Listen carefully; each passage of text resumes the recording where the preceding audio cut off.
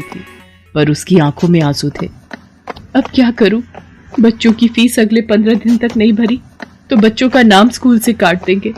6 महीने की फीस कहाँ से लाऊंगी? मुझे कुछ समझ नहीं आ रहा। मम्मी, बर्गर खाना है, बर्गर लेकर दो ना। मम्मी, मुझे भी बर्गर खाना है। भैया, बर्गर कितने का दिया? 10 रुपए का आलू टिक्की और पनीर लगाकर 15 रुपए का है। 10 रुपए वाले 2 दे दो भैया। ये बर्गर बनाना कितना आसान है, अगर इसमें सब्जियां अच्छी लगाकर दो तो। ये लो आपके बर्गर। मम्मी, मुझे पनीर वाला खाना था।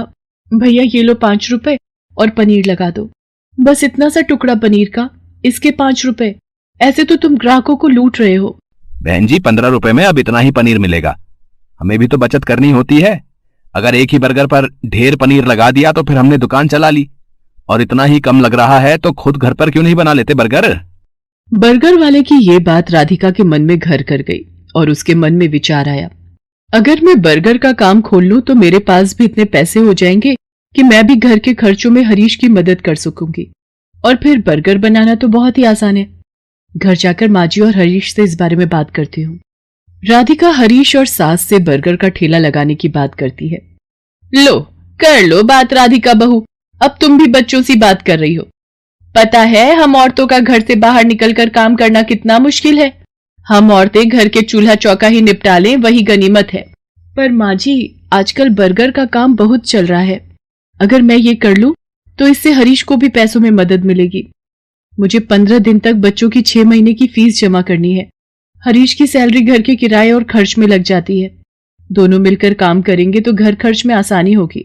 माँ, राधिका का मन है तो मुझे लगता है हमें राधिका को काम करने से नहीं रोकना चाहिए। अब तू भी इसका साथ दे रहा है? फालतू के पैसे खराब करेगी और हाथ कुछ नहीं आएगा, देख लेना। हरीश राधिका को 2000 रुपए देता है, पर उतने में तो बस थोड़ा ही सामान आ पाता है। राधिका परेशान हो जाती है। हरीश ने जो 2000 रुपए दिए थे वो तो कम पड़ गए।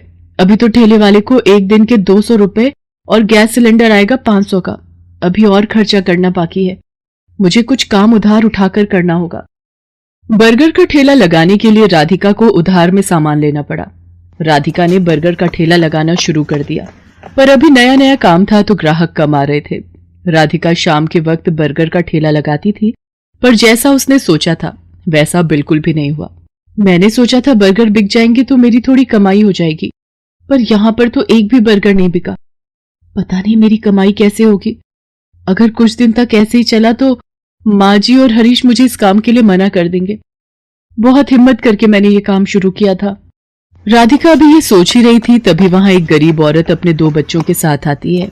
दीदी, बहुत भूख लगी है, मेरे बच्चे 2 दिन से भूखे हैं। अरे, तुमने 2 दिन से कुछ नहीं खाया? रुको, मैं अभी तुम तीनों को एक एक बर्गर देती हूँ। शुक्रिया दीदी, आज तुमने हमारा पेट भरा है, और जो भूखों का पेट भरता है भगवान उसे कभी भूखा नहीं रहने देते। तुम्हें जब भी भूख लगे तुम मेरे ठेले पर बेझिझक आ जाया करो, और यहाँ पर तुम अपने बच्चों के साथ अपनी भूख मिटा सकती हो। वो गरीब औरत अपने बच्चों को लेकर खुशी खुशी वहां से चली जाती है। राधिका घर आ जाती है, पर उस दिन उसकी कमाई नहीं हुई थी। ये देखकर उसकी सास गुस्सा करने लगती है। लो, मैंने तो पहले ही मना किया था कि ये चोचले पालने की जरूरत नहीं है। पिछले 3 दिन से मुश्किल से 100 रुपए कमाकर घर आ रही है और सामान लगा लेती है 2 से 3 हजार रुपए का रोजाना का। अब रोटी सब्जी तो बनेगी नहीं, हम सब ये बर्गर खाकर पेट भर लेते हैं। क्यों, अब तो तू खुश है ना अपना नुकसान करके? माँ जी, मैं कोशिश कर रही हूँ ना, और मुझे विश्वास है एक दिन मुझे अपने काम में सफलता जरूर मिलेगी। राधिका अगले दिन ठेले वाले से ठेला किराए पर लेने के लिए जाती है तो वो उसे मना कर देता है। देखो बहन जी, मैं पिछले 4 दिन से तुम्हें उधार पर ठेला दे रहा हूँ, है 200 रुपए रोज का किराया है। बस आज के लिए और उधार दे रहा हूँ। अगर तुमने कल सुबह तक मेरे ठेले के किराए के 1000 रुपए नहीं दिए तो मैं किराए पर तुम्हें ठेला नहीं दूंगा। अब क्या करूं? हरीश से मांगूंगी तो वो मुझे इस काम को बंद करने के लिए कह देंगे, और माँ जी तो पहले ही मेरे काम के खिलाफ हैं। पर मुझे अपने बच्चों के लिए पैसे जोड़ने हैं। हे भगवान, मेरी मदद करो। राधिका भगवान से प्रार्थना करती है कि उसके ठेले पर ग्राहक आ जाए। तभी नमस्ते जी, मैं पीछे वाली गली में बर्गर की एक दुकान चलाता हूँ। यहाँ से गुजरते हुए 2 दिन पहले मैंने आपको ये बर्गर का ठेला लगाते हुए देखा था।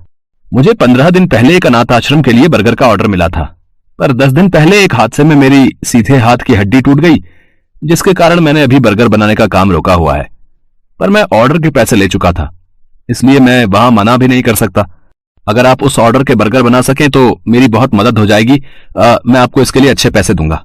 जी मैं जरूर करूंगी। आप मुझे बता दीजिए कितने बर्गर बनाने हैं। शाम को 4 बजे ही वहां पहुंचना है। जिन्होंने मुझे ऑर्डर दिया है उनके बच्चे का जन्मदिन है, वो अनाथ आश्रम 4 बजे पहुंच जाएंगे। वैसे मैं आपके साथ अपने एक आदमी को काम पर लगा देता हूं जो आपकी इस काम में मदद करेगा।